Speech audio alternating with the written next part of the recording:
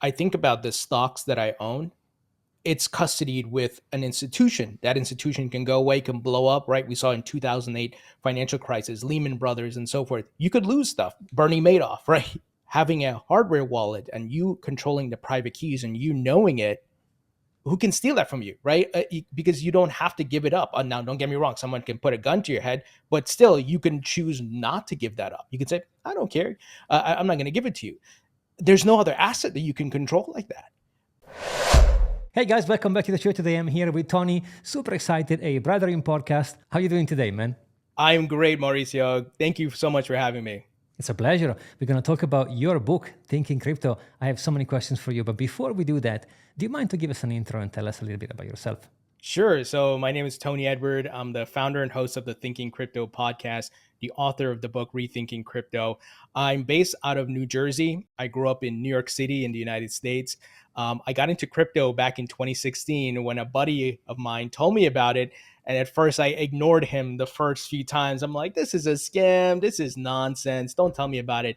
But then he started making money. And then he had my attention and I went down the rabbit hole. I was like, wait a minute. I got to take a look at this. And then it finally clicked for me. This is the next layer on top of the internet. It's blockchain, and blockchain is going to have different use cases, one being currency, money, Bitcoin, and the ability to move money borderless on the internet, real-time settlement, and all the great benefits. And I was hooked, Mauricio. I was hooked. And like you, my wife was like, stop talking to me about Bitcoin and crypto. And I'm like, okay, I need an outlet. I built a YouTube channel. I started the podcast, and I wasn't expecting to grow it at all. It was just for fun to as an outlet to get my thoughts out. But it grew, and then thankfully I'm here, and this really feeds my soul because crypto has opened up my knowledge about economics, how the world works, how governments, currency, and all these things work. It's amazing. It's like an enlightenment moment. I love this. Isn't that funny? Whenever you do something you really love and you're passionate about, the universe finds a way to give you a chance to do more of that, right? I love your podcast, by the way. And I want to talk about the book, man, because amazing. There's so much respect for anyone who writes a book, specifically in crypto. I mean, where the idea came from? After FTX collapsed, right? And we had the whole 2022 debacle and all the bad press and crypto's a scam and look at what Sam Bankman-Fried did to the market and all that. As I was talking to random people and family members, they were like, wait, isn't that thing a scam? Didn't Sam Bankman-Fried steal all the Bitcoins? This is the perception they have, right? Because many people just read headlines. So I felt I needed to write the book to educate people about the asset class. Yes, we have to talk about FTX because the book focuses on why Sam Bankman-Fried and FTX were not the ethos of crypto. So while they did scam people, while they did steal customer funds, nothing happened to Bitcoin or Ethereum or those blockchains. They were still up and running. They still did their transactions. So FTX was just a bad actor, kind of like Bernie Madoff was a bad actor in Wall Street. It doesn't mean stocks are bad. It didn't mean all of Wall Street is bad. It's just you had a bad actor. And in a nascent asset class where a lot of people are not fully educated yet because it hasn't gone full mainstream, these were the bad perceptions they had, right? That this whole thing is a scam and it's snake oil salesmen and this and that. So the book talks about one, why FTX was not crypto. Two, what are the benefits of the technology? Because I think it's important for people to look beyond price and see this has real world application. This will change your life. This is the start of the new industrial revolution. And don't miss it. There's an opportunity, but in one way or another, you will end up using this technology, whether it's using Bitcoin to move money, whether it's stable coins, whether it's NFT technology behind your insurance policies, your card titles, and all that stuff. And why are all the big players like Wall Street giants like BlackRock, Fidelity, why are they here? Why are they tokenizing? Why are they launching Bitcoin ETFs? And essentially it talks about the future outlook, right? Some of my predictions about how this technology will change our lives. So the book helps to give the past, present, and the future outlook of crypto. So where do you think we're now in the market? Because some people are saying, oh, 2024, it's over. 2025, we're going to zero, whatever. We're going back to, there's a CME gap at $9,000. What's your two Satoshis here? What do you think? I think you have to split it up, right? There's the short term, the midterm, and then the long term. I like to focus on the macro. Macro, we are seeing more adoption, the growth in the asset class, right? It's growing as far as the total market cap into the trillions and so forth. We're seeing the most amazing adoption we've ever seen in this asset class. And whether it's different companies using stable coins, ETF launches, countries using Bitcoin as a reserve, it's a higher plateau that we've entered. Now, in the micro, in the short term, people are so hyper focused on the price. And don't get me wrong, price is important, but we have to go through some of these market cycles. Many of these market cycles in each of the 4 year halving cycle are influenced by the macro, right? We can't change what the Fed is doing with rates. We can't change the fact that possibly we're in a global recession. We can't change the fact that there's a war starting or whatever it may be. But from the macro, we're still on track. We're seeing higher highs and higher lows. So if Bitcoin crashes 5,000 tomorrow, I don't care. I'm not losing sleep because I know ultimately, all of this is tied to global liquidity, where the governments are going to continue to debase currency. They're going to continue to print money, and asset prices are denominated in US dollars for the most part, and fiat currencies, excuse me. So they're going to continue to rise. So, what happened earlier this year with the Bitcoin ETF rise? Bitcoin was so overbought. It was so overextended that this cool down period we're seeing right now is actually needed for us to go to higher highs if you understand the technicals and RSI and market psychology. I know some of this sounds like fugazi and it's the astronomy and stars, but it's not, because at the end of the day, it's human psychology and capital being put into the markets that's driving it up. And yes, you have things like the Japanese yen carry trade and the macro and crashing markets, right? Flash crash. So those things are happening on the micro, but on the macro, I am so bullish. And I believe we still have another leg up in this bull market. I believe that we are going to see more money printing coming. And in fact, on the global liquidity chart, we're seeing a breakout. What is that? Why is that important? Assets are correlated to global liquidity. So as we see governments start to inject more liquidity, we're going to see asset prices rise. Bitcoin and crypto is going to benefit.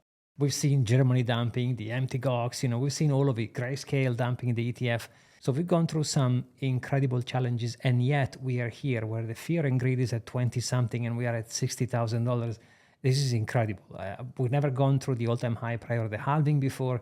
So loads of first timers, and the ETF is here in our faces, and BlackRock is buying as many as they can. I am heavily invested in Bitcoin and crypto. I believe, as billionaire Paul Tudor Jones said in 2020, when they started printing trillions of dollars here in the United States, he said Bitcoin and crypto is the fastest horse in the race. Yes, you can invest in stocks. Yes, you can invest in real estate. Nothing wrong with it. But what will give you the greatest return? It's the best performing asset over the past 10 to 11 years, and that's Bitcoin. Now, we can talk about altcoins. Some of them outperform Bitcoin, but as a measuring stick, we'll use Bitcoin as the the poster child for crypto.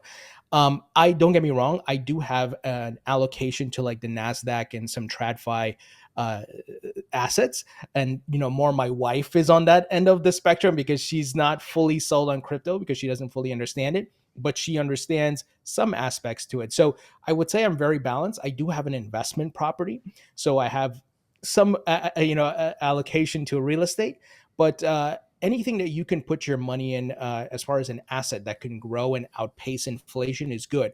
But as I said, Paul Tudor Jones said it well: Bitcoin and crypto is the fastest horse in the race. Yeah, super well said. I mean, I'm a complete degen. I'm not like balanced like you. I'm all in. Like on my bank account, I've got literally not much just to keep me going by. But at the same time, I also recognize that it's not for everybody. And also, I live in Dubai, so I actually had to build a specific lifestyle because every time you go in and out of crypto, there are places where you pay taxes on top. So I think if you design a life in which is going to allow, and by the way, I'm here by no accident. I just wanted to come here because of the reason that I just painted. Like I wanted to be free to do whatever I wanted without paying taxes whenever I wanted to transform energy, aka Bitcoin, into fiat, and fiat or bad things into energy. So I wanted to be free to do that. I'm like you. I don't hate whoever has a different approach. I actually welcome. I think the free market should decide where people want to put their money, 100%, and there is many good alternative. You can go into gold, into real estate, into S&P, into assets. You can do so many different things. But for me, what I found is like, I've gone past the price, because I think if you've been around for a few cycles, the price is just the cherry on top of the cake. Yeah. For me, the main thing is ownership. Like this thing, Yes. if stored properly, I strongly believe it's the only thing you actually truly own. Because then everything else is an illusion. It's not actually yours. It belongs to someone, and that someone is going to allow you to own it. That is spot on, because I think about the stocks that I own. It's custodied with an institution. That institution can go away, can blow up, right? We saw in 2008 financial crisis, Lehman Brothers and so forth. You could lose stuff. Bernie Madoff, right? He could somebody can be scamming something, you can lose it. Now, having a hardware wallet and you controlling the private keys and you knowing it, who can steal that from you, right? Because you don't have to give it up. Now, don't get me wrong, someone can put a gun to your head, but still, you can choose not to give that up. You can say, I don't care. I'm not going to give it to you. There's no other asset that you can control like that, right? It's incredible if you think about it. Real estate, if you don't pay your taxes, the government will take your house away, right? So gold, the United States has shown us in the history, they can confiscate your gold and make it illegal. So to your point, there's no other asset in the history of the world that I know of that you can actually control and you truly have autonomy over. And it's pretty incredible. This is game changing. And you mentioned that the free market, people can choose what they want to invest in, and I absolutely believe that, and I believe in diversifying. That's why I do have the real estate property. That's why I do have stocks and so forth. However, when you take into consideration what's happening in the world right now and the costs that is sometimes associated with managing real estate, and you talk about interest rates and loans and so forth, when I hold Bitcoin, I just hold Bitcoin. There's no like strings attached to it. I just have it. And then if I want to exit the asset, I can at any point. In any fiat currency for the most part is on and off ramps globally. And you can use it as a tool. And I've used altcoins and Bitcoin as a tool to pay off debt, to give myself more financial freedom. But I also hold it long term because I believe it's going to be a hedge against inflation and the continued debasement of currency, which I think even if you don't hold crypto, you need to understand that and what's happening. That is fact. And this is why part of the reason why I'm invested in Bitcoin, to help preserve my wealth, to help, for example, there's some Bitcoin I'm never going to sell. I'm going to hand it over to my daughter because I believe they're just going to keep printing money, man. And 2020 showed me that there's no limit. They printed trillions and trillions, and the inflation that we are experiencing now, it's still, as a result of that. It's the only thing I can truly own. Check. It's super liquid, which means I can sell it whenever I want and I get money immediately. With the real estate, for example, you need to find a buyer and the mortgage and the bank and the transfer and papers and lawyers and fees. It's more complicated. And people say, well, Yeah. if you buy gold and store gold, it's yours. Yes, I agree, but you have to then move it. Imagine going from Dubai to London with $1 million in gold in 2 bags. Tesco, whatever supermarket. Hey guys, I'm going to go to Dubai, Habibi. No, whether with Bitcoin, 12 words in my hand. I can go wherever I want. So borderless, instant, liquid, divisible in Satoshis, portable, transferable. I mean, all those things are massive checks. I don't think about diversification much because I'm more like Michael Saylor. So every Satoshi I don't buy, I'm missing an opportunity. But at the same time, I think 100% into something, it's not something I'm a big fan of because it's going to control you somewhat. That's why I do have a position in altcoins, for example. And all I do with altcoins is basically I use them. There is a mutual agreement there. I use them and they use me, and I multiply my Bitcoin stacks. For some period of time, altcoins, like you said, are outperforming Bitcoin, maybe 2 or 3 months every cycle. I don't know. I don't care. But if you invest strategically, and as long as you know that it's a gamble, right? Everything is a gamble down to a degree. Even Bitcoin itself, it's a risk asset, right? But Bitcoin is king. So it is, quote, more secure. But then you have a different rainbow of opportunities. Like you have Ethereum, you have Solana, you have Cardano, you have Chainlink, to name a few. You have meme coins. Do you also have a altcoin portfolio? Oh yeah, so I have a pretty long list of altcoins. I definitely have Ethereum. I definitely have Solana. I have Cardano. I have XRP. I have AVAX. So I pretty much have like the top 15, 20, like those blue chip tokens. I don't hold any meme coins. I know people are making money off of it, but I feel it's too far on the risk curve for me. And in the idea of trying to be risk averse, grow my wealth, and avoid too much volatility. And meme coins carry a lot of volatility. You can get rug pull. Once again, I'm not anti meme coin because I believe in the free market, but you need to understand the risks. And if you're really good at trading them and spotting them and you're making money, then God bless. I don't have any problem with that. But I think far too many people get wrecked with them. I should say, let me caveat that there are some legacy meme coins which I think are more safer, like Doge, like SHIB, like Pepe, because there's developer community, there's a lot of liquidity, it has staying power, it shows it can go through multiple cycles, bull and bear. So I'm more warning to people of, hey, there's this meme coin that popped up on Solana last night or on Base.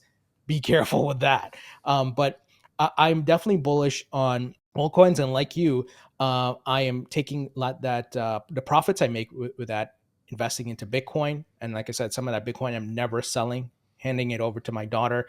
And that's my strategy as well, to grow my wealth and to outpace inflation. It feels like, I don't know if you agree with me here, but it feels like there is a vortex. In the beginning, you approach, or maybe you, like I've done like you, like I'm not lying. I mean, I don't lie. I was really intrigued by the money opportunity. For me, it was like, oh, I'm going to buy this thing. I didn't even know what it was. And I'm going to make millions of dollars and Lamborghinis and Rolex, because that's how everything is being portrayed from the outside, right? And then you start buying this thing, and then it goes up, and you go, oh, wait, this thing is going up. So what's going on here? Let me read the white paper. Let me read a couple of books. Oh, Bitcoin Standard. Oh, Michael Saylor. Let me watch a couple of videos. And then little you know, in 6 months, you're like laser-eyed focus in trying to accumulate as much as you can.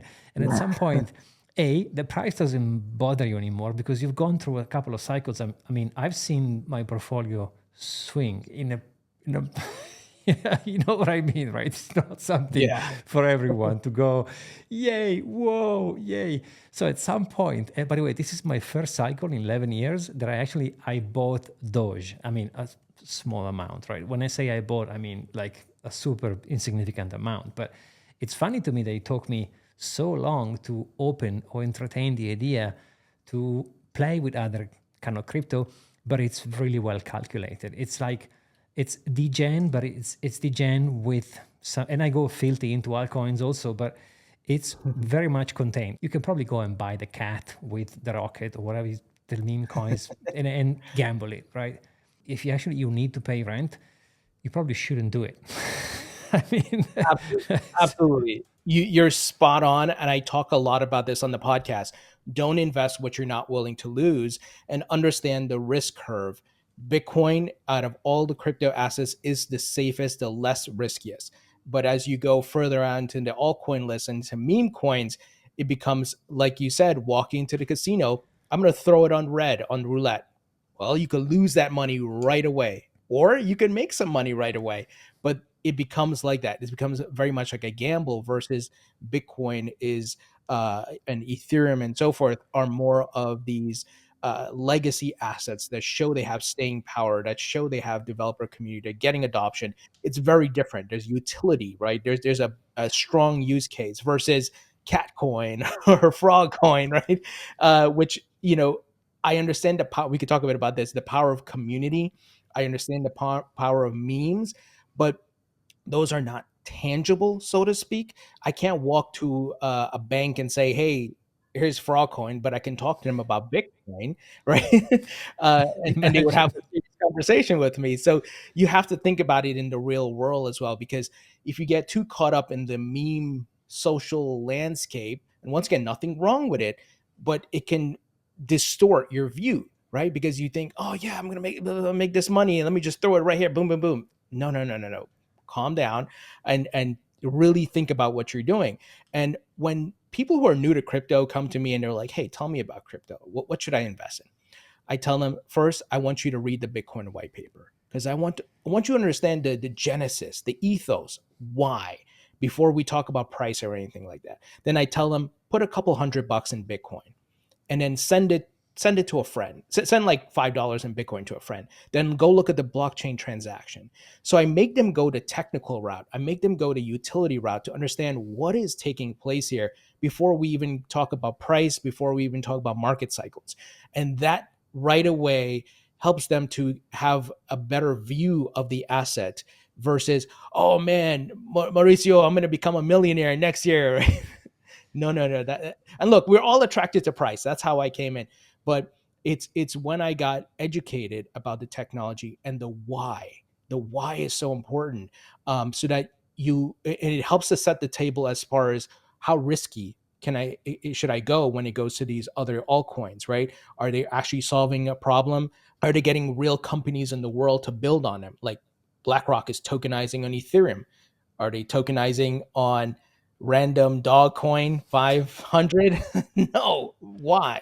And I think once people understand the why, it helps them to have a better view, and helps them to, I would say, avoid too much of the risky items, and understand how they should allocate their money. I agree. And it's probably going to become easier for someone who comes in, for example, in 2050 or 2040, when there's going to be a bunch of different products. You have companies, services, you will have much more so-called legit players. They say, I have it on my portfolio. But probably when the time we got in, it was extremely different. And I think what created two type of people that I can think of, or maybe potentially three, but it's like binary. You either go into the market and you're getting slapped left and right. You lose 90% of your portfolio. I mean, lose unless you sell, but technically on paper you are down 90%.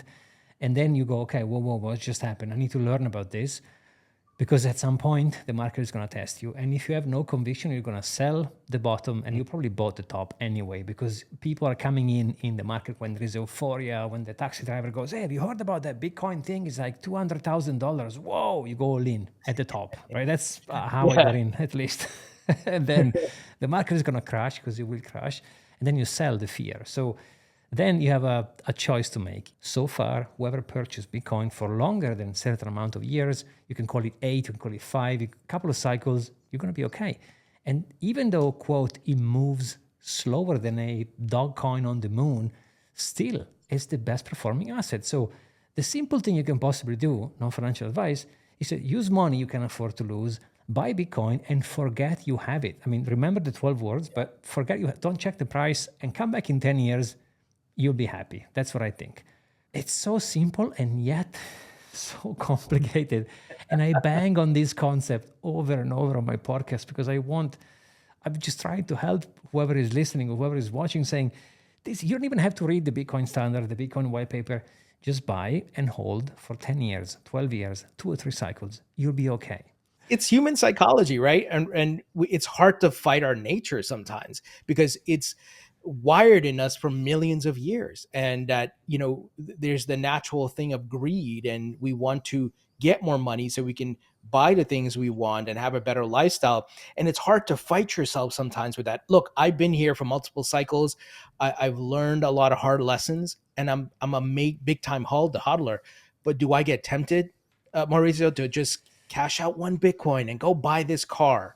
Yes, I get tempted, right? I get tempted to do these things, but then I'm like, okay, I need to take a deep breath and focus on what are my long-term goals and what I'm trying to do for retirement, and eliminating as much debt as possible in my life, and have a really good retirement. Because right now I'm young, I can work, I can do a lot more things, but when I hit my late 50s, 60s, it's going to be a different story. And it would be nice to have a stash of Bitcoin that at some point, if I want to exit some of that Bitcoin to have lifestyle benefits, absolutely, that would be a better strategy. But one of the things I want to caveat that statement with is I've developed a bit of a strategy. As I mentioned, I have some Bitcoin. I am never selling it. It's going to my daughter. Some of it I'm just keeping towards retirement. Have I been playing the market with some of my portfolio with Bitcoin? Of course. I'm not talking leverage trading. I'm talking swing trading. I'm talking playing the 4-year cycles. So I've been taking profits off the table, and the profits I use to eliminate debt, spend some of it, and some of it I reinvest into Bitcoin and crypto to grow the pot, so to speak. So you can have a multifaceted strategy, right? Maybe that's 20% of your portfolio that you're doing that with, and 80% you are not touching at all. But when it comes to investing in money, you absolutely need to know what your tendencies are. There are people who are more prone to gambling, right? They could start as investing, but then they're like, oh man, these meme coins, I love this, right? And they're the same people go back 20 years who are in the casino every weekend, right? So you have to understand who you are, and it's not to beat yourself up or anything. It's just to know what are my strengths and what are my weaknesses, and like you said, put the guardrails in place. So for me, I segment my portfolio accordingly. I have different hardware wallets, excuse me, where I have my funds allocated. I have some on trusted exchanges, which I swing trade with, not leverage, swing trade, and play the cycles accordingly. So I think you're spot on, and you have to almost, I know this is going to sound weird, but I started doing a journal a bit. What am I doing this month, this quarter, this year, and allocating my funds? And I have spreadsheets and everything. So I'm not moving by my emotions. I'm moving with a calculated strategy, and I'm obviously making adjustments based on what's happening in the market. But you have to put the time and the investment and build the infrastructure and set up the guardrails around you to help protect yourself. It's so well said. I mean, after all, I think if you want to be financial okay, let's forget for a second about crypto, about investment. Most of my life, I didn't have money to do what I wanted. And I've never asked myself why. Okay. Like you said in the beginning, the why is everything. Okay. Why I don't have money to do what I want? And what I want could be a trip to China, could be a new car, could be a new watch, you name it. It doesn't matter. The reason is because I was not on top of my finance. I was just like spending, right? Oh, I have a salary, I have rent. I don't even know how much it costs me. That's why when I said my 4 year cycle, I know exactly how much 4 years of my life are costing me, depending on the rent, where I live, the car that I drive, whatever I want, how many holidays I have a year. It's a plan. If you start planning your finances as if it was a business, because to me it is, you cannot Yes. be broke. It's impossible. If you have this much money coming in and you know how much your life costs, how can you not have the money? Like you just need to decide and make some financial decision and say, hey, I can't afford this. It's a spreadsheet. How much money I'm earning versus how much money I'm spending. I strongly feel you can achieve whatever you put your mind into it. Oh, absolutely. And you have to take the steps to put the infrastructure around you, whether it's spreadsheets and or different software and so forth. So like I have spreadsheets of my crypto, my Bitcoin, the allocation, what am I doing? What am I reinvesting? When am I taking profits, right? Based on what the cycle is looking like with the chart analysis and so forth. And then I have my personal finances, which I share with my wife, and what's our mortgage, what's our insurance, and all these different things. And you have to have that in place.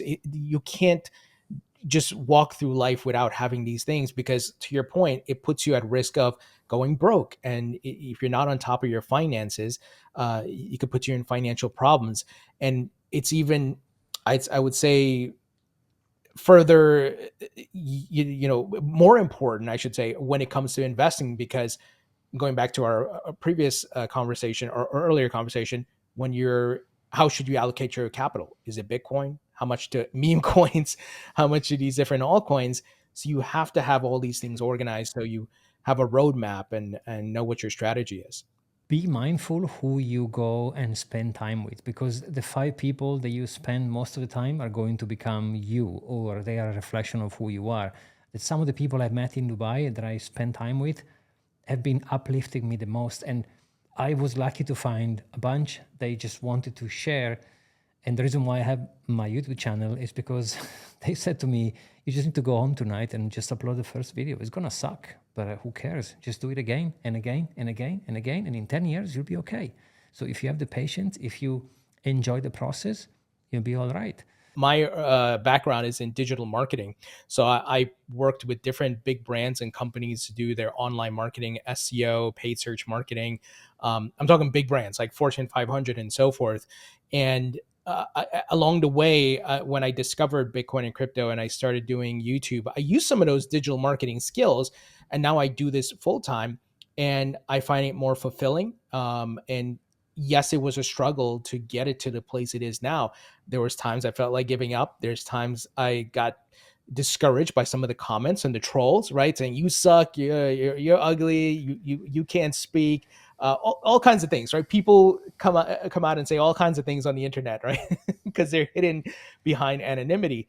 And but you got to look past that, right? You got to keep working on your craft. And patience, I think, is a key word you said, because patience is important in building your career or doing what you love, but also in investing, right? Right now, we are experiencing some boring, chopping, sideways movement for Bitcoin. If you're not patient, you will get discouraged. Like, oh man, I'm tired. I'm going to sell all my Bitcoin. I hate this. And then when it starts moving up, oh no, why did I sell? Because you weren't controlling your emotions. And you got to check your emotions at the door. Go back to your spreadsheet. What is my plan? What is my strategy? Let that be your source of truth. And stick to it. Now, don't get me wrong, you don't want to put on blinders. You obviously want to look out for risks. There's nothing is 100% guaranteed, nothing in life, right? Except death, I guess, right? Death and taxes. But everything else, there's no guarantee. So yes, you look out for red flags, you look out for risks, but for the most part, you want to stick to your thesis, continue to educate yourself, and be patient. If the cycle repeats and or rhymes, as we say, we will have something similar to what we experienced in the past. But it looks like when the halving happens, everyone is waiting for something. And I'm like, guys, it's a non-event for retail people. Nothing happens for us, right? Yeah. So the miner's getting half, that's it. And then it's going to take some time before it takes effect, right? So we are entering into an area where September, there's going to be hopefully some rate cuts from the Feds, right? Maybe 50, maybe 25 points. We don't know yet. We'll see. We have the election in November. You guys in the US are voting the new president, which is going to impact the market. There's so many variables. Miners have finished capitulating, I think. Grayscale is done, kind of selling. Germany is over. Empty Gox seem to be gone. All those things are happening. And the average Joe, they don't look into these things because I'm here every day like you, grinding on the market, reading on the news, doing shows, talking to people. You have an option. You can either decide to pay attention, and what do you pay attention? Grow, by the way. So if you decide to pay attention into this thing, and if you study though, if you look Yeah. into it because you want to have an investment of your time, of like you said super well, I want to give my daughter something. Well, if you leave money in the bank, she will get the illusion because dollars are going to be still around. I think in whatever 80 years, maybe I'm wrong, but I think it's going to be okay. But the purchasing power is going to be next to nothing. So how do you Yes. preserve that? And we go back to square one, which is, well, if you care about this, if you want to be financially independent, if you want to have if you want to have something to save, well, you have to think about something. It doesn't have to be Bitcoin. It doesn't have to be crypto. I'm sure you can relate. When you and me used to be 10 years old, how much you could do with $1. It's funny because I was talking to my wife the other day about it. We both grew up in the 90s. And I remember, to your point, being able to buy a lot with a dollar back in the 90s. Now I can't do that, right? Because I remember as a kid, we would save up our money, go buy candy, go buy pizza, whatever it is, right? And now you can't even do that. You need more money. And it never clicked to me, the idea of what was happening with currency. I've heard the word inflation, but I had no idea what all this was. And it wasn't until I discovered Bitcoin and understand why Bitcoin was created that I finally understand how the world works, how fiat currencies work, and that a lot of the world's problems is because of currency. And it goes back to the imperialistic days of what countries did and why they would go attack another country to grab their resources and to back their currencies, and why currencies failed throughout history and why empires crash. Don't get me wrong, it's many times more than the currency, but the currency and the economics was a big part of it, the core of it, of why they would ultimately collapse and they would debase their currency. And it goes back to even Rome, where they would take, they take the silver out, the money eventually becomes, it's not silver anymore, it's not gold anymore.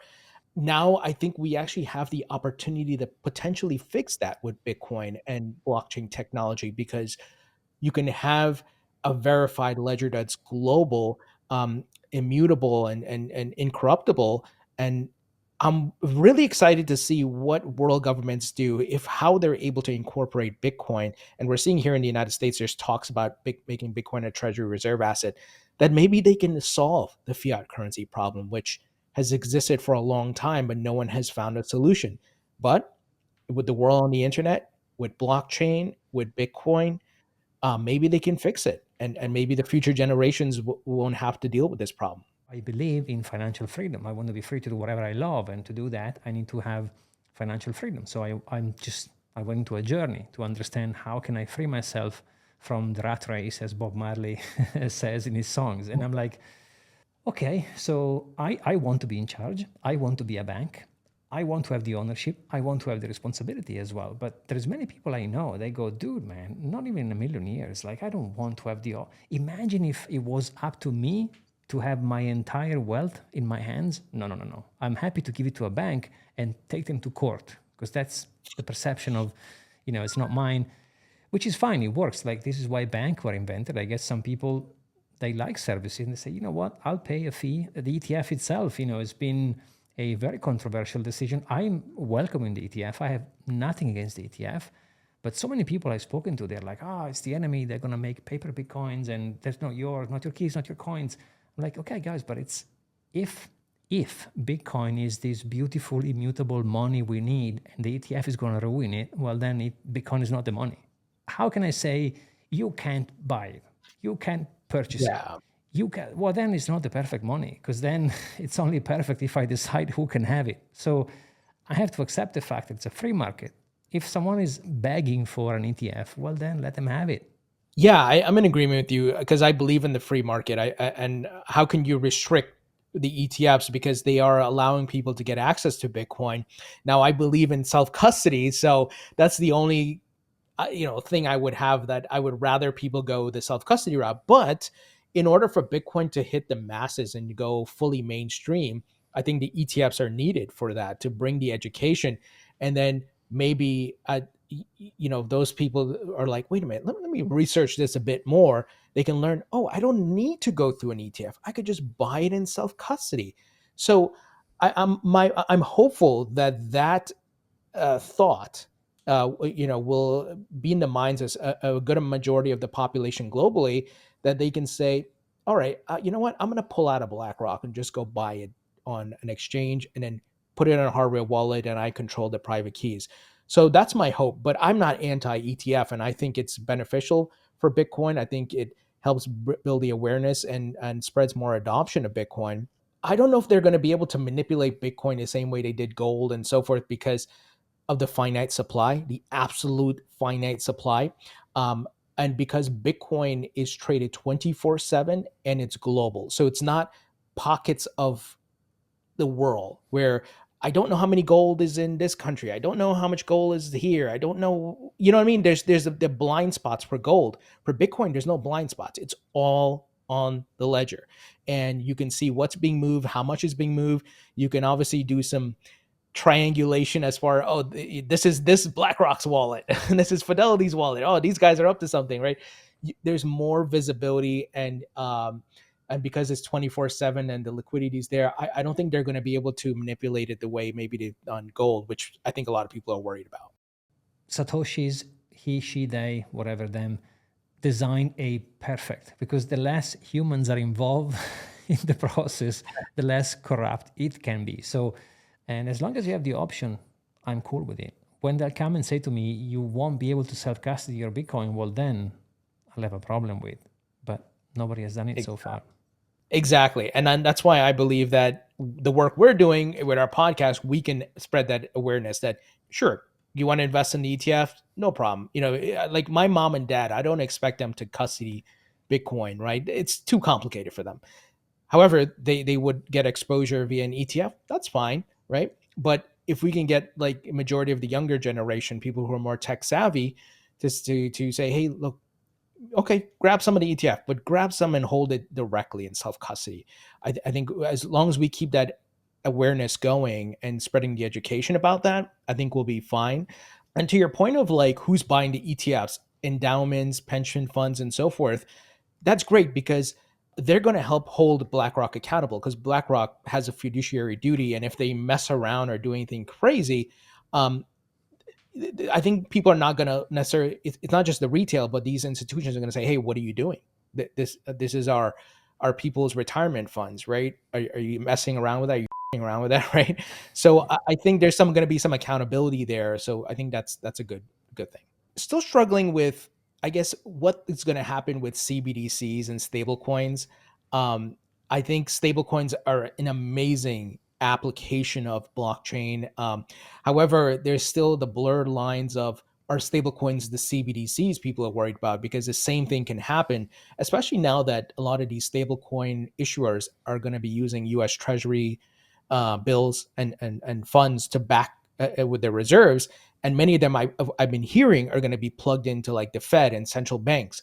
So is that this? I think it's a question I want to pose to the audience and to think about with stablecoins and holding the governments accountable, because Bitcoin gives us the freedom, but CBDCs I think are very risky. And any type of draconian government can come in and pull the levers and start controlling your money and tell you can't spend it here. And if you say something against them, right, that danger is there. I'm not trying to spread fear, but we got to be vigilant.